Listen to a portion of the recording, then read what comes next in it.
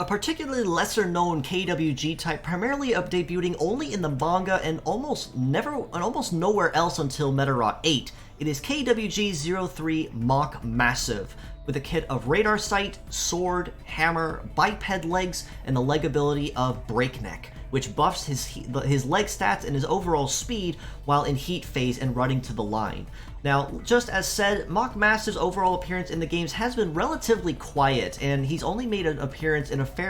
very small handful of titles before his debut in Medarot 8 as a DLC model next to his counterpart, Kantaros. But all the same, we have actually never seen Mach Massive in Medarot S until now, and with that, he is packing the same kit that we'd expect of pretty much any other conventional KWG type, much akin to what you'd expect of his family. Ahead of Radar Sight is a support-based skill, meaning it will grant a success buff to himself and all allies across the field, but it will also negate and remove any conceal or stealth effects of the enemy side. So any particularly sneaky enemies that like to hide or maybe bypass shields while in the cover of the shadows, Mach Massive takes that and says, no thank you, and basically allows any and all allies to find even the sneakiest of allies with no hindrance to their overall damage output or likelihood of landing hits.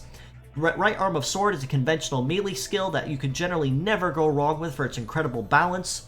And then of course Hammer, pretty much for the same reason as well, aside from the no defend drawback while in cooldown, but still is relatively manageable all the same, even though Hammer of course is your AoE skill, meaning it will damage all 4 parts or all active parts on the enemy equally and spread the damage across them. Now, as mentioned, compared to most other KWGs, Mach Massive's overall performance really isn't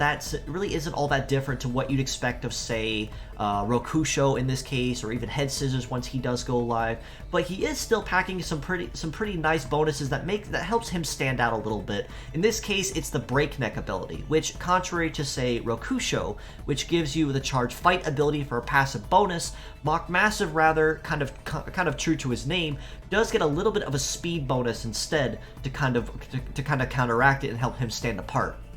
But with that being said, his stats are honestly still pretty par for the course as well, as you'd expect of his family members. About 3250 HP for his head, about 2700 per arm, just a little bit squishy than you'd want to be comfortable with. But with stats much like what he has, it is relatively easy to overcome that. Leg HP of about 3100 is also pretty nice too. His leg stats are honestly pretty nice too, at about 709 for his base mobility, which puts him actually a little slower than Kantaros in terms of the overall speed at their base levels, but the Breakneck ability honestly does overcome this with a passive buff that triggers anytime that he's in heat phase. In addition to this, his evade also is much higher at 1318, meaning that he is more than likely to be dodging a pretty fair amount of incoming hits, especially from folks that are particularly blind, such as, say,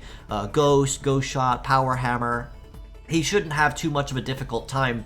rebounding or grazing or even outright dodging a lot of those attacks for that very reason. A melee resist of 1092 means in close quarters he can manage himself pretty decently, but a shoot resist of 525 being that when going up against any kind of incoming shooter or even his own counterpart Kantaros, he is going to be struggling just a little bit and have a little more of a painful time than others would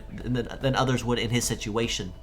For these reasons, among many, I would have to rate him as a pure set score at about a pretty solid 7 out of 10. Again, and I really just can't stress it enough, there really is nothing more to say on Mach Massive's overall performance, given that he does honestly stay pretty close to what you'd expect and what his family does pretty much bring to the table in terms of their overall and general combat skills. But with that, he does honestly cover some very fantastic balance as a conventional sword fighter, or rather your close range fighter that does not focus on raw damage. In addition to this, as mixed parts, I do have to rate him about a pretty solid 7.5 out of 10. Even though Radar Sight may not be something you will use very often, his sword and hammer arms, his sword especially, will be very handy in a lot of cases, and even though his base mobility isn't super high, it's the Breakneck ability that does honestly comp this and make him run just a little bit faster than you would expect in comparison to what the numbers give.